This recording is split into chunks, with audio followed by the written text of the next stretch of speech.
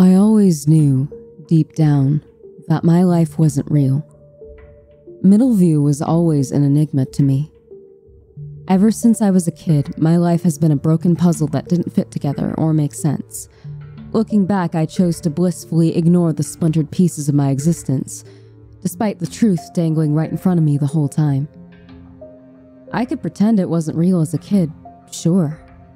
Sitting in the sandpit in the first grade with Noah Presley, I looked at the sky instead of the camera in my face and the curtain that suffocated me when the lights went out. I used to question why everything felt both fake and yet painfully real. The sand I was sitting in was soft, and the sun's glare peeking through those scary vertical lines in front of me scratched in my retinas. But growing up, it became harder to not notice the eyes surrounding me, cameras that hurt my eyes, and invisible strings entangling around me, making me dance. I wasn't allowed to look. If I took notice of the invisible lines cutting through the sky, I would start to hurt.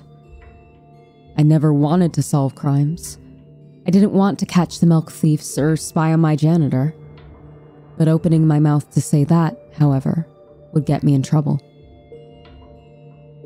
So I decided that actually, maybe solving crimes would be fun. After all, catching Jessica S. was. I had two important orders I had to follow. The words in my mouth that weren't mine, that tangled like a tongue twister and left me out of breath, I couldn't fight them. Nor could I look up or down, left or right. I couldn't touch the springy lines cutting into the air. If I did, I was punished with an uncomfortable feeling of being yanked, pulled backwards, my arms and legs jerking, moving for me. Sometimes my mother would look me dead in the eye and tell me to turn my head, to relax my fists, to breathe slowly and ignore the dancing lines. So, I continued tracing swirls and seas in the sandpit, ignoring them. The mayor's son was far less cooperative with the eyes that we were not allowed to look at. Unlike me, he took notice of the invisible creases that entangled with us. Noah Presley brushed them out of the way, poking and prodding them, blinking at them like he could see them, and reminding me they in fact were not a figment of our imagination. Initially, the boy was like me. He reluctantly went along with the murmurs in his head and the orders from the eyes surrounding us. We were spying on the janitor, the two of us hiding behind a wall, when he tapped my shoulder. I thought he was alerting me that someone was coming, but instead, Noah leaned close. Look! The mayor's son was supposed to wear a serious face and shove me around. This Noah had playful eyes and a mischievous smile that would rather play in a ball court or go digging around for buried treasure. The real Noah wanted to be a pirate, not a detective. He grabbed my hand and I felt that tightness again, that stinging pain in my fingers and arms. I wasn't allowed to look at the lines twined around my arms and wrapped around my legs, but Noah Presley made it hard. Instead of focusing on the janitor, he prodded at them and proved my mom wrong. I watched in amazement as he played a tune, strumming them like a guitar. The eyes strictly told him to stop, and he stuck out his tongue defiantly. The lines went boing, and we both giggled. Shading his eyes from the lights in our eyes, Noah pointed right at what we were not allowed to look at. His smile was wide, baffled, full of childish amazement that stifled a gnawing fear creeping up his spine, a fear I knew was real when his expression crumpled. He was feeling that exact slicing pain through his fingers and toes, his lips curling. As little kids, the lines were less cruel to us, acting as a warning in case we acted out. When we grew older, becoming more perceptive of our surroundings, awake and aware of cameras and flashing lights and eyes telling us what to do, the mayor's son grew less mystified by the lines. He wasn't fascinated anymore, a frustration sparking in his eyes. Instead of playing with them, he called them bad words. Noah started to ask questions that were less curious and more demanding. In the 3rd grade, we were in the middle of a missing cat case. Our class was doing a spelling bee in class when he jumped up from his chair. I did notice he was practically vibrating in his seat all day, but I figured he was just itching to get out of school so we could find Mrs. Carr's missing Persian. At 9 years of age, the mayor's son wanted answers. "This is stupid," he yelled. "The lines are driving me crazy." The boy jumped onto his desk and waved his arms, prodding the lines we were not allowed to see, pulling them so they jerked and danced. I twisted around to tell him to shush, but something was already violently yanking me to face the front of the class, this time a stinging around my neck. I tried to reach up and touch what was wrapped around my throat, which was mechanically jerking my head from side to side. But my hands were no longer mine, dropping to my desk. When I tried to jump up, my feet were pinned to the floor. Risking a glance down, I saw them. Criss-crossing lines tying my ankles down. "Noah Presley!" Mrs. Jacobs yelled. In the corner of my eye, May was leaning forward in her own desk, head inclined, her fingers lightly touching the lines crisscrossing around her. The girl's eyes were wide. I think that was the first time she saw them, the first time May Lee blinked back at the eyes staring at her. I wasn't allowed to look, but it was so tempting. They were right next to me. I could reach out and touch a different world I wasn't supposed to notice.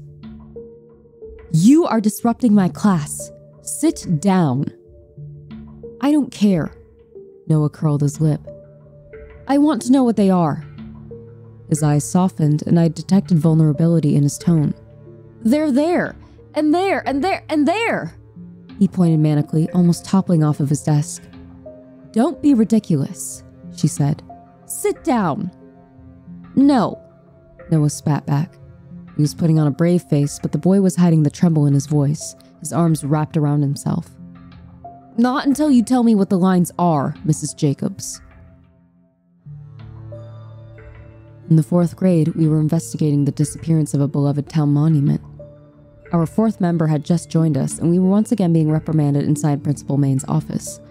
Apparently, we weren't allowed to break into the science lab to see if chemicals had been stolen by a student. We found traces of a certain chemical at the scene of the crime, and newcomer Eris was convinced our suspect was in fact a kid. That day, I remember it was too hot. We were standing in a line, our heads bowed, awaiting an inevitable scolding. Blinking dazedly, my gaze wandered from our glaring principal to my own legs that moved on their own. "Magic?" "You 4, stand up straight." We did, and next to me, Noah tipped his head back and blew a raspberry. Principal Main's twitching eyes snapped to a grinning Eris who, at that point, was completely blind to the cutting lines. His unblinking eyes failed to see what entangled him, what was supposed to hurt him. "Eris Kane." Main leaned forward on his chair, brushing away the avalanche of paper and empty coffee mugs. His stress lines were funny to look at. "You're a smart kid. Your father tells me you are a gifted student. I heard you voluntarily transferred to this school." Eris nodded with a proud smile, while the rest of us held our breaths. "If Maine happened to compliment you, yeah, you were pretty much dead." "So why, pray tell?" He steepled his fingers, his tone hardening. Eris's smile faded. "Do you insist on aligning yourself with these troublemakers?" "That's rich," Noah scoffed, "for someone who isn't even real." May nudged him, but the boy didn't back down. "You," Noah said loudly, like he was talking directly to the eyes. "You're not real, Mr. Maine." Maine cocked his head, and I swore his movement jolted. "I'm sorry, what?" Noah sighed and stepped forward, grabbing a coffee mug and tipping it over the principal's head. Reality splintered again, and I took time to notice things that I wasn't supposed to. Maine had lines too, but his lines made him up, a being of cotton and string and patchwork flesh, than our principal. It was just a single moment when my breath caught in my throat, and I could feel them tugging at me, forcing me to keep my head down. But Principal Main's face was too scary, a mound of dead flesh, glassy eyes that stared straight through me, and a mouth that opened and closed, jerking left to right. Sharp intakes of breath next to me, and Eris was stumbling back, his lips twisted into a silent scream, while May was paralyzed to the spot. I think they could see it too. Not just the contorting lines making up our principal, but the gnawing, hollow nothing where his back was supposed to be, the cruel stand in place of a spine. I forced myself to ignore the whispers in my ear that it wasn't real, that it was all in my head, the cavern in the back of his skull where scarlet-colored strings replaced a human brain. I saw his strings hanging above him, moving his mouth. Noah turned to us, and for the first time in my life, I saw Noah Presley's real eyes. He was terrified, his expression desperate. "See?" Noah pleaded with us, grasping hold of the lines in a tight fist. He ignored the shouts from the eyes around us, his lips carved into a scream his mouth wouldn't allow. Noah's voice shook with sobs, and already we were being pulled back, our bodies flailing and our minds going black. "It's not! Cut!" a voice yelled. Real. They made me stop thinking after. Noah's voice faded into white noise, and before I knew what was happening, a blanket of darkness was falling in front of my eyes. It was like I could make time jump forward if I blinked, though it only happened when Noah started screaming about lines that were getting closer to him. Initially, they dangled in front of us as kids, sometimes coiled around our fingers, grazing the backs of our necks, as if a silent warning. Now they were actually wrapped around us, making us dance. So close to severing us, just like our principal. The eyes managed to keep us on a leash for the most part, going to extreme lengths to keep us inside the lines. But that wasn't the last time I was awake and aware of them. It was always the mayor's son hissing in our ears when he thought the eyes were gone, squeezing my hand tight, and Eris's tighter, entangling our fingers. He brought the fake world crumbling down, and in those moments of clarity, I was grateful for him fighting back. Presently, my thoughts were on the car ride that wouldn't leave my mind. I was half aware of the others around me, delusions I was slowly getting used to. May, sitting cross-legged on the floor with her usual pursed lips, and the boys play fighting. I had found myself in my mother's office, which was usually out of bounds. I was slumped in a beanbag, flicking through every paper document I could find, but it was all invoices. I watched the guys instead. Bathed in the late afternoon sunlight bleeding through the curtains on the windows, the two of them resembled two bright balls of light, which was ironic. The boys' fighting skills were exactly the same, after the four of us were forced to take part in self-defense classes. According to the sheriff, he wasn't letting us anywhere near a Middleview criminal, unless we knew how to fight. Watching Eris easily put Noah into a headlock, the brunette wrestling him to the ground laughing. I guess they learned well. Something sour crept up in my throat, and streaks of sunlight faded, shadows taking over the office, threatening to swallow my imaginary friends completely. Not well enough to escape their fate. I wondered what would happen if my memories returned. Would this image of them disappear, or twist to suit my memory? Still, I enjoyed their company. I don't think my brain wanted to register the agonizing reality of what they were, hollowed-out dolls dancing on strings for an audience behind a curtain of darkness. These versions were easier for my mind to register and understand. These versions, despite being memories carved into real faces, imaginary friends I couldn't let go of, were warm and familiar. I lost them at the age of 15, dragged from my town by my mother, and told they weren't real, only to find them again, years later, nothing more than flesh puppets on scarlet strings, dancing and parading to a tune I could not hear. The three of them resembled our middle school principal. I couldn't see the back of Noah's head, only strings. Eris's torso hung like a wooden toy carved out of blood, bone, and flesh, everything he ever was. In its place, his spine that had been molded into a perfect puppet stand. The three of them had become exactly what a younger Noah had feared. There was more to my memories after my mother and the people behind Middleview had fought to keep me in the dark. There were still parts of my mind I was searching for. The night the Middleview Four stepped inside the string factory on the tail of an infamous string murderer, my memory cut off like a curtain had fallen. But I didn't remember one. I didn't remember anything after pushing the factory door open, time jumping to 4 hours later. What happened to us? Why was I found inconsolable, covered in bloody strings? Mom saved me, sure, but what happened to the others?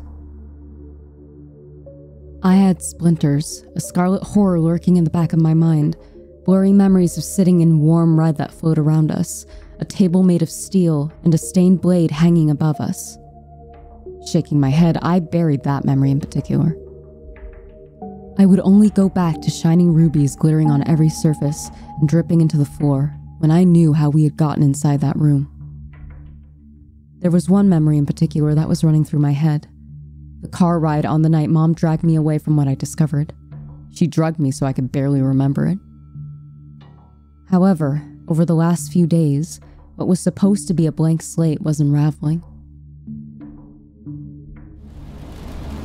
I remembered heavy rain pounding against the back window, my cheek pressed to the glass, my body twisted like a pretzel in the back seat.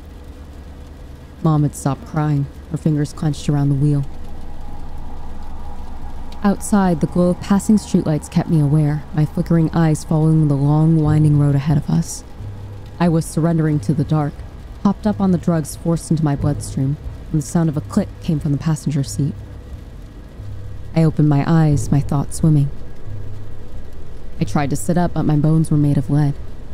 There was a figure in the passenger seat. I could see the shadow of their head pressed against the pane. When their head jerked, my spongy mind realized the figure was moving.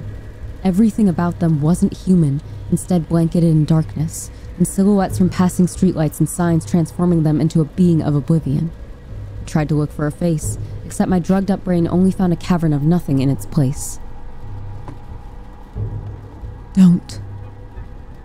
My cheek gently bobbed against the window, though Mom didn't turn to look at me. She was talking to them. My mother's voice was a low murmur, reassuring. I know you're scared, but just like I said earlier, I'm going to take you somewhere safe, she whispered. She's not going to find you. We're about to hit the highway, so her influence won't stretch this far. I don't know if the figure believed my mother. Still, I think her voice was comforting enough for them to want to try. Once their hand slowly retracted from the lock on the door, I dazedly watched the figure sit back with a quiet huff. Mom exhaled a breath of relief, her fingers tightening around the wheel. Keep your head down. Her tone immediately turned motherly. If you want to lie down in the back seat, you might be more comfortable. Mom started to hum again, her voice a lullaby as the figure ducked their head. In the blinding haze of passing streetlight, I finally saw the reflection. Huh. The shadow person was human after all. Mom's singing followed me into the dark, the drugs finally catching up to my mind.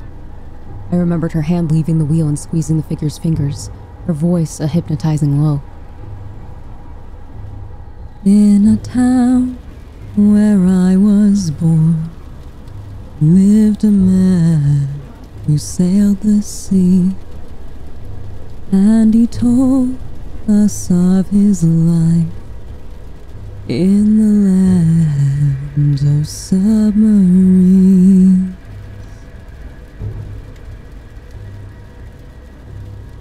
Hey! Noah snapped me out of it. I had to blink rapidly, drinking in the boy's head of vicious curls he refused to trim. They looked brighter in the sunlight, strands set alight dancing across his forehead. 15-year-old Noah Presley loomed over me, half of his face drowned in shadow. He was a snapshot, a memory I wanted to keep close with me. There was something off about him, though I couldn't put my finger on it. I stood up from my place, slumped in the beanbag. Eris was perched on my mother's desk, and May was flicking through a book she had found, comfortably cross-legged on the sheepskin rug. Yup. I was still hallucinating my dead friends. I didn't question them earlier that morning before Mom left for work, but now that I was really looking at the three, I realized they were noticeably younger. When they came to see me inside the facility, Eris's hair was longer, while Noah's was a more mature style, slicked back. I strictly remembered May's pigtails being loose, longer, a fringe hanging in her eyes. Looking at them presently, they had reverted to their 15-year-old selves, wearing the exact same clothes from where I had found them in the diner. Noah was in his usual jeans and hoodie, Eris casual white shirt and pants, and May in shorts and a t-shirt, her pigtails dancing on her shoulders. The Middleview Four in our summer before sophomore year. who I remembered and held on to the most. "You're daydreaming again," Noah sang, poking me in the face. The boy cocked his head.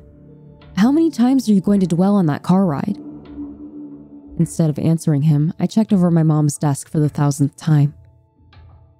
"There's nothing here," Eris said, swinging his legs, "unless we count the list of subjects you've been holding for a while now." I tightened my grip on the paper scrunched between my fists. I thought it was a clue to who we were, but apparently it was just my mother involved in unethical experiments on kids. Eris met my gaze, his lips pursing. "You think those kids are us, but they were all born in 2011. Which makes them 10 years old," May hummed. Her gaze flicked to me. "Wait, didn't you see a playroom inside that place?" I nodded slowly, frowning at the paper on my knee. 10 subjects, numbered .1 to .10. Only first names, and all born in 2011. Eris jumped up with an exaggerated sigh. Eris King was theater kid energy, and I refused to elaborate. "Okay, so cast your minds back to case number 7. We were 13 years old, and Marie Cassidy's prize doll collection had gone missing."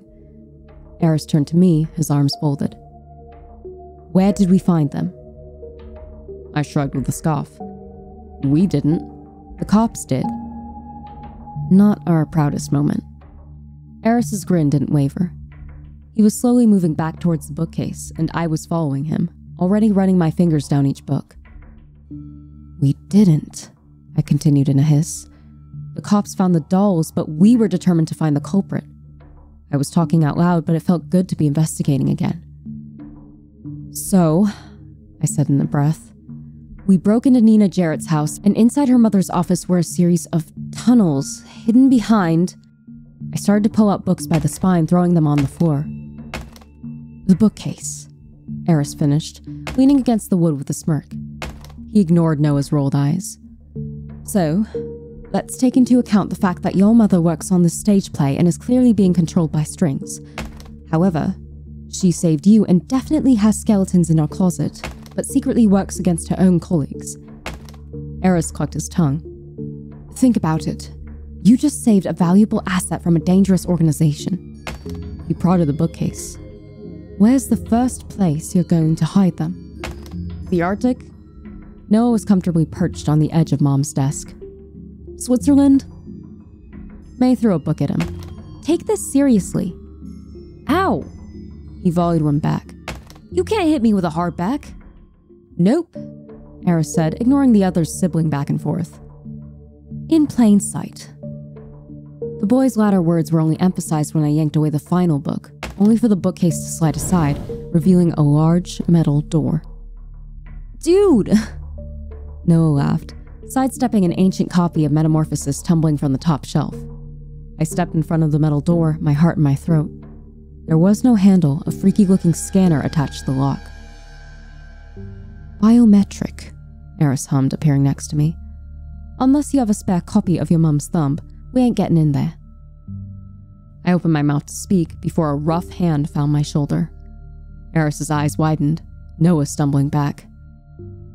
"Oh, shit," Noah hissed. "Did you not hear the door opening?" I had to back the urge to snap back, "Neither did you," on account of him being a figment of my imagination. It took me a disorienting moment to drink in the black-clad soldier standing in the doorway. His eyes were gray and cruel, raking me up and down. He ignored me. "The kid will be in here somewhere," the man grunted, shoving past me. "Search Allison Tippett's office." His head snapped toward the doorway when another figure appeared. It was the man in the mask from the facility, the one who wiped, or pretended to wipe, my memories. "Delaney, scan the daughter," he barked. "Do a full dig. Get your hands dirty, if you must." Dr. Delaney nodded. He took slow strides toward me, and with every step, the real world was bleeding into my illusion, bright sunlight filling the room and eating away at my friends. The three of them faded, swallowed by the shadow. I was alone again. When the masked man dumped something into my hands, I was trying to bring them back. "Where is he?" His voice cut into the bubble I built around myself. Blinking rapidly, my mind was already trying to retreat, trying to retrace the Middleview 4 back into existence. Except my mother's office was empty. The bookcase Eris had helped me throw aside still revealed the door my mother had hidden in plain sight. There were books on the floor, but no sign of May sitting amongst them or Eris and Noah swapping theories. The two of them leaned against the wall. There was something damp in my hands. I could feel it, stringy and wet, slipping through my fingers. Strings. My breath caught in my throat. The severed strings from the person Mom saved, slimy and warm in my hand. I don't know if it was the memory slamming into me like a wave of ice water, or the force of the masked man's fingers pressing pressure to my temples. I fell again, plunging down, down, down into what had been stripped away. I was running. The sky was a blanket of inky oblivion above me, and I was sprinting down a quiet suburban street, swinging my arms to drive me faster. I knew exactly what case it was. It was the case that had ripped us apart. Immediately, I knew what was coming. I tried to retract from the masked man's control, but he forced me deeper. I was back in Middleview. It was a Saturday night, and we were missing our third member. Noah called an emergency meeting in our local coffee shop, dumping my strawberry milkshake down. Strawberry for me, and chocolate for him and Eris. I took the window seat, always squeezed next to May, while the boys sat opposite us. Glancing next to me, the plush blue of May's seat made me feel kind of sick. May is missing, Noah announced. Eris, who was absently stirring his shake into a mush, went pale. Fuck. He lowered his voice, leaning over the table. Because of the note? Noah shot Eris the side-eye, lips curved around his straw. Why else, genius? I pulled the note from my pocket, smoothing it across the table. There were 4 severed fingers attached to the top. Eris confirmed the fingers were from already dead corpses, which didn't make it any better. But at least the psycho wasn't on a killing spree. The words, "Can we play a game?" were spelled out in individual letters. From the weirdo fan who's obsessed with us? Eris hissed. Noah nodded grimly. No parents. If we tell the adults, the asshole will kill her. An hour later, after searching the town, May finally contacted us on our talkie. She'd been kidnapped by the person behind the note. Marin, are you there? Noah's voice crackled through the talkie grip between my clammy fingers. I'm almost at the rendezvous. He sounded out of breath, pausing to let out a sharp hiss. I may have lied to my dad about the note, but the guy said no cops. Noah paused. How much trouble do you think we're all in? I laughed. Almost definitely grounded until college. Hello? I don't mean to interrupt, but I'm still kidnapped. May's grumble crackled through. The psycho left me hanging by my foot, so all the blood is rushing to my head. Hurry up! Noah responded with a scoff. Jeez, you're going to annoy him into letting you go. Says the boy who never shuts up, May shot back. Where are you guys? I stopped running, dragging myself into a slower pace. I'm just outside the place, I said, swallowing sharp breaths. How about you guys? Someone tapped me on the shoulder and I bit back a shriek. Eris, somehow not out of breath. I figured his time on the basketball team really helped. As usual, he was overdressed for a rescue. I was frowning at his white-fitted shirt and sandy curls pinned back by a pair of Ray-Bans, wondering where the hell our Middleview 4 nerd had gone. Yo. He saluted me with a smirk. Am I really that frightening? I nodded at his getup. What the fuck are you wearing? His smile didn't waver. I was at an interview. Interview? Noah finally caught up to us, flashlight in one hand, talkie in the other. He paused to rest his hands on his knees. The mayor's son's voice was muffled. What interview? My dad wants to send me back to a private school. Eris rolled his eyes. In his words, I'm going to get myself killed. What? Noah hissed, spitting out his flashlight. You can't leave? That doesn't matter right now, Eris murmured. We can talk about my dad being a total dick after May is safe. Noah shot me a look, and I could only respond with a shrug. Approaching the barn where May was being held, we took it slow. May? Noah led us, Eris at his side. I brought up the rear, shining my flashlight beam on anything that moved. Still there, May? Noah hissed into his talkie. He tripped over a rock and Eris dragged him back, playfully hitting him. Yes, I'm still here, dying of boredom. Eris hopped ahead, striding over to the door.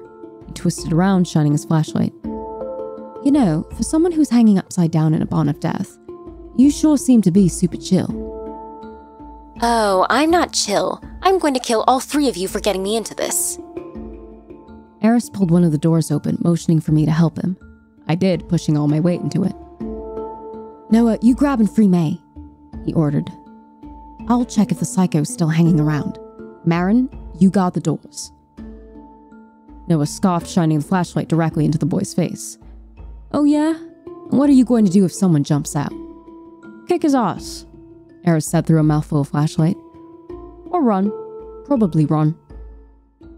Deeper. The masked man's voice cut through the memory. Look for key moments. Key memories. Noah stepped inside the barn first. I heard his shuffled footsteps. 1 step.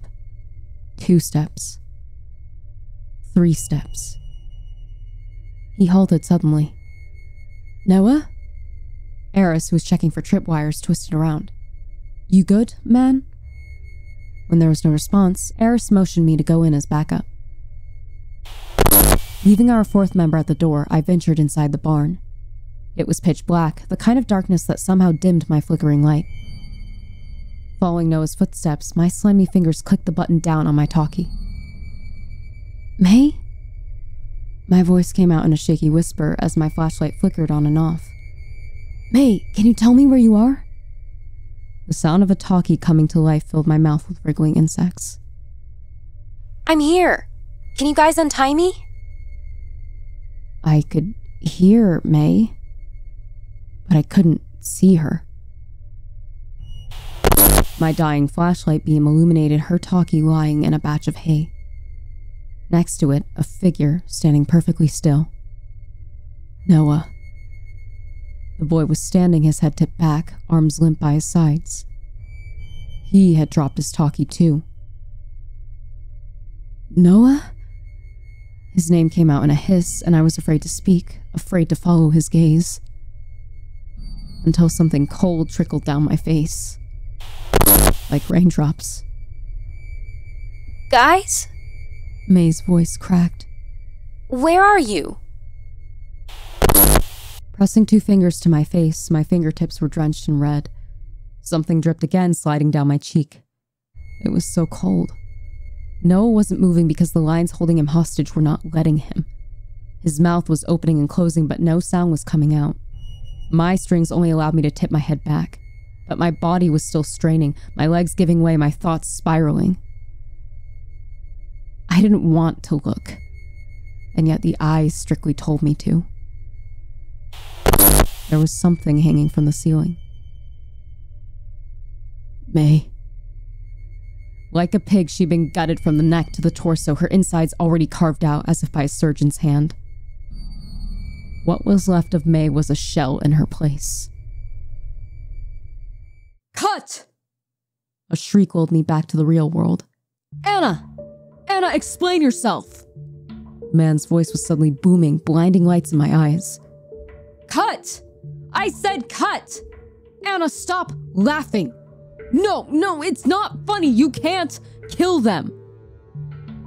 The ground rumbled suddenly, but I was still paralyzed, suspended on strings. What's going on? Eris said in a whimper. The man's voice turned stern, frightened. Okay, have it your way, Anna. Eris was already screaming, a guttural cry that sent him to the ground. But he wasn't allowed to drop to his knees, strings jerking him into place. He was yanked back up, forced to dance, his mouth snapping open and closed and saying words that weren't his. We were forced to bow in front of a curtain, a cacophony of children's laughter deafening my ears. Noah didn't fight, his strings tugging him from the left to the right. His eyes never left May. I don't think he was really seeing her. Instead, he was seeing her strings that, with a simple snip, were cut, and she flopped to the ground and was scooped into a stranger's arms. I couldn't even mourn her death or feel real emotion. Instead, I was stuck on strings with no thoughts. I followed what the eyes told me to do. Middleview turned against us after May's death. The citizens were convinced that we didn't solve crimes, we created them, and we were bad omens. We were hunted down by a group of kids, a cult dedicated to ridding the town of the Middleview Four. Noah was gutted by a group of 12-year-olds, and Eris tied to a conveyor belt, dragged through a meat grinder. I thought I could save them both.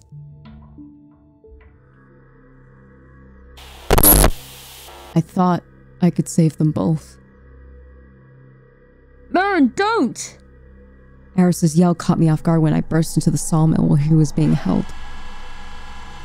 Tripwire! He muffled through duct tape over his mouth. I looked up, and sure enough, a metal contraption hung over me. The conveyor belt moved slowly. I was frozen watching his struggling body drop closer to the revolving blades. I had a choice. I could free him and sacrifice myself, or let my friend be dragged through a meat grinder. But in the end, it was a trick. They knew I would be paralyzed. I was barely conscious when my best friend's blood was painting my face. Blood-slicked strings hit me in the cheek. Their deaths were announced via that same voice that had been taunting us. I remembered finding them. Barely anything left, shards of flesh and bone. Noah, still tied to a chair, his chest impaled by a single tree branch. There was a single crown of flowers nestled on his head. I was greeted with the voice when all three of their bodies were presented to me. What are you now? The voice taunted me. Who exactly are you without them? I screamed, and I was allowed to scream, my mouth widening, stretching across my face. The curtain fell in front of me, and my strings finally gave way. Cut! Right, nice job, everybody. I want to go again. The voice was a little girl, but I barely noticed. I barely noticed my mother's hands smoothing down my hair and cradling my cheeks. Soon, she whispered in my ear. I'm going to take you home. I wasn't looking at my mother. I was still waiting for my friends to come back to life. Their bodies dropped to the ground to the sound of heavy applause behind the curtain, and I was left, suspended in the air, all too aware of the strings still holding me together. I wanted to die like them, but they didn't let me. I saw my mom in flashes of light.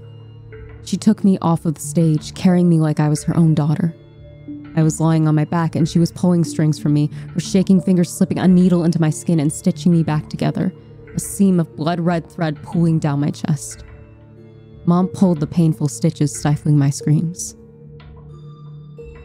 I had harmless cuts and bruises. The others were dead, ripped apart, gone.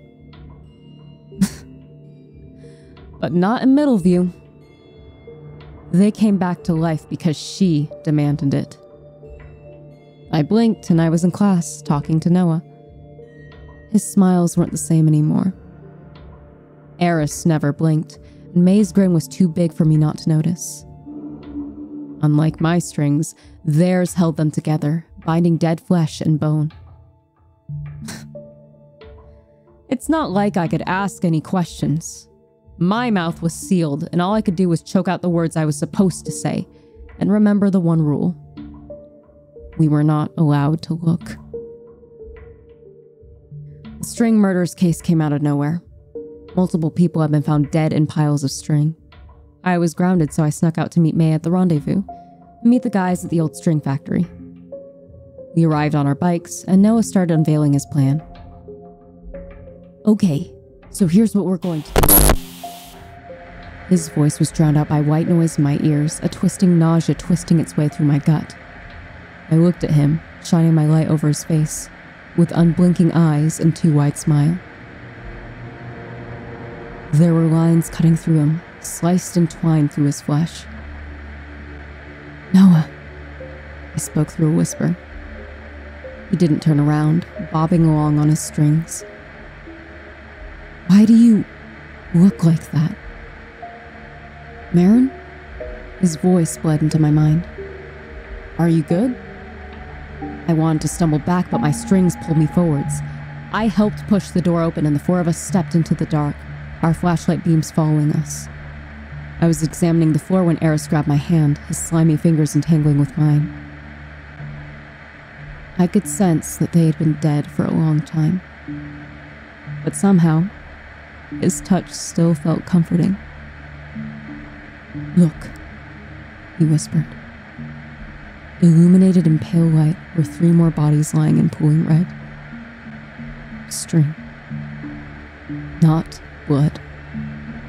Eris hit the ground suddenly, face first. May screamed, stumbling back, and Noah turned to me, his manic glass eyes flitting left to right. Noah slowly produced a pair of scissors from his pocket, slamming his hand over my mouth. His gaze wasn't on me. He was staring at the eyes, his artificial laughing mouth stretching into a grin. His strings were loose, freeing his hands. Noah's voice was an agonizing wail combined with a hysterical giggle, and I could finally see the hollowed cavern where his head was supposed to be. Don't you wanna stop living forever? Deeper. Dr. Delaney's presence and voice was looking for something specific, tearing me from the memory. He's in here somewhere. So, the further I fell. I could already feel the effects of the man's vice grip around my mind, blood trickling down my chin, tainting my lips. This memory felt recent. I was hunched over in what felt like a metal chair, my hands pinned behind my back. Opening my eyes, I was in a large room awash with red light. Yo, Earth to Marin. Noah's voice faded in and out. Hey, come on. Gotta need you, like now. Don't say it like that. May's murmur was enough to relax my body. Well, how else should I say it? Blinking through sharp red light scratching at my eyes, Noah Presley was noticeably older, reddish hair overgrown and mousy. There were things that stuck out. He was taller, odd markings on his arms that drew my attention. He was wearing blue scrubs, scissors tucked into his pocket. May was hanging over his shoulder, a blood-stained hospital gown hanging off of her. Marin. Eris shoved Noah out of the way and I could feel my strings. Concrete floor. You trust us, right? It was hard to trust him when he too was older. His sandy hair, like Noah's, was an overgrown mess. Eris was wearing an odd combination, a scuffed pair of jeans, hospital scrubs tucked into them. Stay calm. His eyes had a hollowness to them I didn't recognize. It's okay. It's us. Just look at me. Eris's voice was oddly commanding, and I found my gaze snapping to him. His hands were covered in blood, a silver blade sticking from his pocket. Eris noticed me staring at his hands. Right at me, Marin. Focus on his butt-ugly face, Noah said from behind him. Not helping, moron. You're covered in blood, I managed. That doesn't matter. You remember what happened, right? Remember what? What happened in the string factory, Eris said. We opened the door, and it was dark. I followed his words. You were cold and... His expression crumpled. What happened to us? Something wrenched in my chest when he took a step back. You're leaving me? The boy's face was bathed in red light, his smile sickly. It's hard to explain. You look older. Eris! That noise. It was an alarm. Please, he whispered. What happened that night? His hands felt wet and real, clinging to me. Noah grabbed him, dragging the guy back. No, wait! Come on, idiot! The memory was cut off when Dr. Delaney's fingers left my temples. I was back in my mom's office, rivulets of red dripping down my face. He's not here, the man announced, and the soldier stopped tearing my mother's office apart, swiftly leaving. The look Delaney shot me before he left is still bothering me. Was he relieved? Still, I'm scared he's going to come back. I don't think he'll spare me this time. As soon as the door slammed, Noah was standing in front of me. 15 years old again. Before I lost him and everything went wrong. You're not real, I told him shakily. His eyes were a lot darker than before, and yet his smile still remained. Innocent and mocking. The mayor's son strode in front of me, just like he did as a child, stepping on my shoes. Why don't you ask me what you really want to say? The words came out before I could stop them. Why did you kill all those townspeople? Noah blew a raspberry. No, not that one. You know why I killed them. Try again. You're dead, I whispered. He raised a brow. Congratulations. That we are. I nodded slowly, my stomach twisting. So, why do you keep getting older?